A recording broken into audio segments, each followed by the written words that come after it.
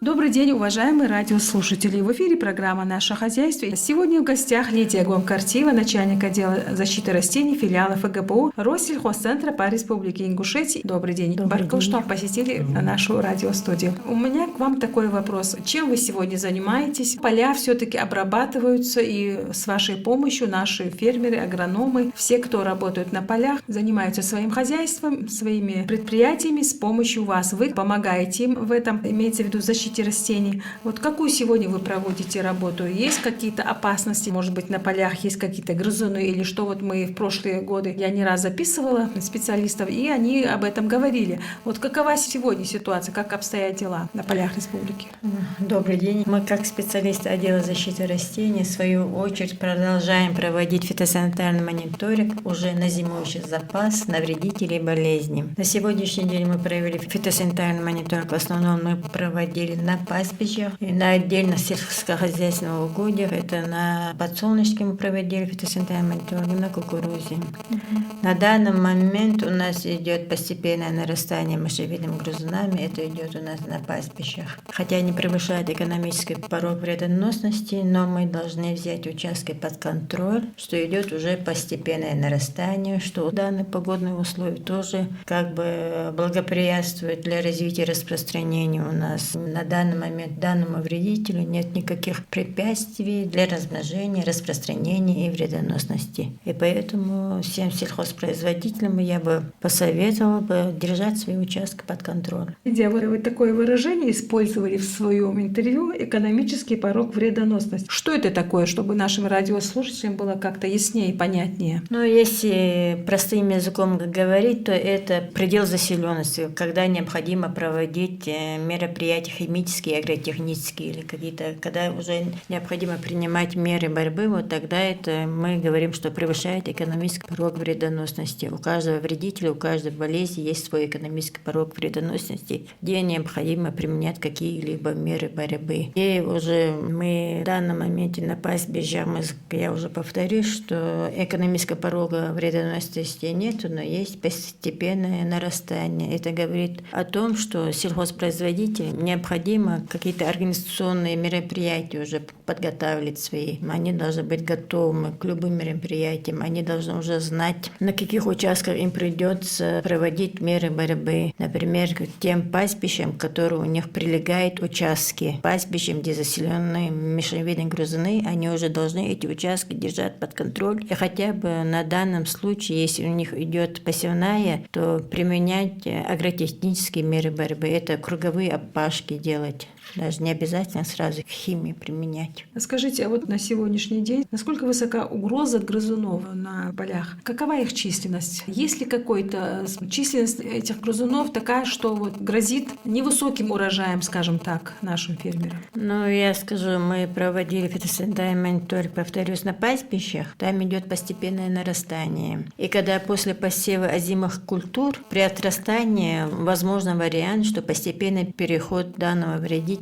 на озимую культуру при отрастании зелени. Потом и пойдет поврежденность озимых колосовых культур. Идет нарастание. У нас же погодно-климатические условия соответствуют. Вот вы говорите нарастание, значит, грызунов больше имеется в виду? Или же это не мобильная работа, может быть, тех, кто должен работать на полях? Ну, то вот я немного пойду назад. У нас в прошлом году с осени и до весны превышал экономический порог вредоносности. У нас были проведены химические обработки на более 10 тысяч гектаров в разных хозяйствах. Фермерские хозяйства в этом участвовали, ГУПы в этом участвовали. И в летний период у нас пошел постепенный спад. Это повлияли и обработки, которые мы проводили, и жара стояла. Вы помните, у нас жара стояла? Знойная жара стояла летом. И совместно все это отрицательно повлияло это на развитие и распространение данного вредителя.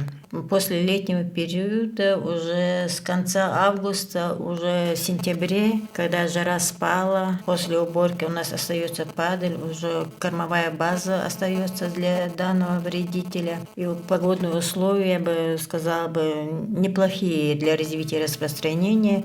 И поэтому на пастбищах уже мы наблюдаем постепенное нарастание. Это говорит, постепенно численность возрастает. Увеличение количества, численности. То у нас средняя численность например, я сориентирую вас, где-то 30 с лишним нор, где-то 30-25 у нас на этом уровне оставалось. Это ниже порога было. А сейчас уже при осеннем обследовании мы установили, уже численность доходит до 40 отдельных участков, еще больше. Это говорит о том, что идет уже постепенное нарастание, размножение, Идет размножение вот этих мышевидных грызунов. Образование новых колоний идет. Это говорит о том, что особенно те участки, которые прилегают к данной территории, на пастбищах, мы об этом говорили, сигнализировали. Все сельхозпредприятия и Министерство сельского хозяйства тоже поставили известность, какая ситуация у нас на сегодняшний день по мышам в республике. Скажите, а как должна вестись борьба, чтобы она была оперативной, чтобы не было такого увеличения роста численности?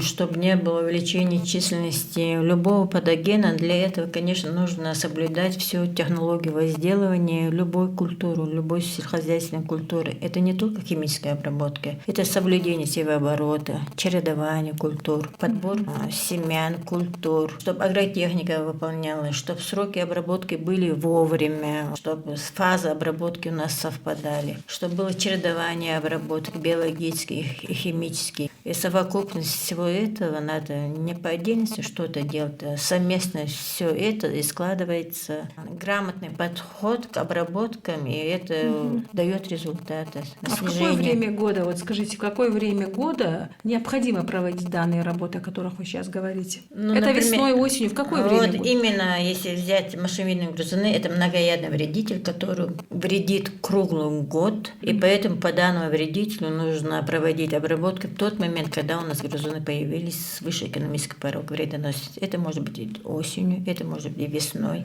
это может и зимой, когда у нас бесснежие, тогда можно проводить обработки. Так что это на тот момент, когда у нас появился вредитель. В данное время это уже можно сейчас проводить, да? Я бы не сказала, что нужно проводить обработки, но нужно быть готовым ко всему, потому что идет постепенное нарастание. Если у нас будут, конечно, резкие морозы и резко поднимется температура, то это у нас это будет снижение, нарастания данного вредителя не будет. Все будет складываться, исходя из погодно-климатических условий. Теплая, чуть влажная погода, она будет способствовать развитию и распространению данного вредителя на сегодняшний день. Если вот озимые посевы, будут такой и погода сопутствовать, и отрастание озимо-колосовых культур у нас пойдет, то у нас ожидается постепенный переход к озимо-колосовым культурам. И поэтому мы говорим, нужно соблюдать технологию, хотя бы круговая опашка там полей, например. По озимам не нужно сеять, убирать надо вовремя, потому что если не будем убирать вовремя, там же зерно осыпается, и кормовая база для данного вредителя остается. И есть чем питаться, есть что. Грамотный подход ко всему, вот, и с ним, и не только химическая обработка, но грамотный подход ко всему даст свой результат к снижению. Скажите, а в каких предприятиях республики, сельхозпредприятиях имеется в виду наиболее большее число? В этом году я бы вот отдельно вот там больше, там меньше я не сказала бы. У нас максимальная заселенность была и в Сунжском районе, и в Малгобекском районе. Практически были охвачены все хозяйства, и практически во всех хозяйствах работали. И работали неоднократно. Приходилось обработку проводить несколько раз из-за превышения. Может быть, дело не столько в грызунах, может быть, дело все-таки в земле, может быть, землю нужно как-то обрабатывать, лучше какие-то еще химикаты, может быть, нужны, что-то еще. Если не будет грамотно подход к любой, вот даже к спашке, обязательно нужно проводить агротехнические мероприятия. Вот мыши, у них же норы на уровне спашки, они до 25 сантиметров, они свои это норы закладывают. Нужно обязательно пахать. У нас сейчас уже модно просто дискование и потом проводить посев. Обязательно я рекомендую, перешли бы постепенно, чтобы увеличили бы агротехнические мероприятия. То это повлияет на снижение численности не только мышевидных грызунов, но и для других вредителей, зимующих вредителей. Когда проводим химические обработки, нужно их как-то чередовать. У каждого вредителя имеется привыкание к инсектицидам, и чтобы одни и те же препараты не применяли. Нужно обязательно чередовать химические и биологические препараты, чтобы эффективность была бы у нас лучше и выше. А так, любой вредитель, любой патоген, он в природе существует. И просто мы должны повлиять на данного вредителя так, чтобы он в дальнейшем не вредил нашим сельскохозяйственным культурам. Нужно соблюдать всю технологию выращивания любой культуры. Все понятно, Лидия Лидия, может быть, есть какой-то совет нашим фермерам, руководителям сельхозпредприятий? В конце нашей передачи, пожалуйста, у вас есть такая возможность. Но в сложившейся ситуации я бы всем посоветовала, кто занимается посевом озимых культур, что если данные участки их не прилегают к пастбищам, чтобы они эти участки держали бы под контроль. Если они замечают высокую численность мышевидных грызунов, что применяли бы агротехнические, химические препараты. Если у них возникают какие-то вопросы, если они могут решить, если не могут они подобрать препарат и не могут закупить его, они могут обратиться к нам в Россельхозцентр. Мы можем дать любые рекомендации, мы можем посоветовать, каким препаратом работать, нужно ли работать, рентабельно ли проводить агротехнические, химические или другие мероприятия. Мы, в свою очередь, как специалисты, дадим им консультацию, рекомендацию. Спасибо, Лидия, за участие в программе. Уважаемые радиослушатели, это была программа «Наше хозяйство». Будем надеяться, что вы прислушаетесь к совету специалистов. Сегодня в гостях была Лидия Гамкартиева. На этом наша программа подошла к концу. Всего доброго, до свидания. Адикхейл.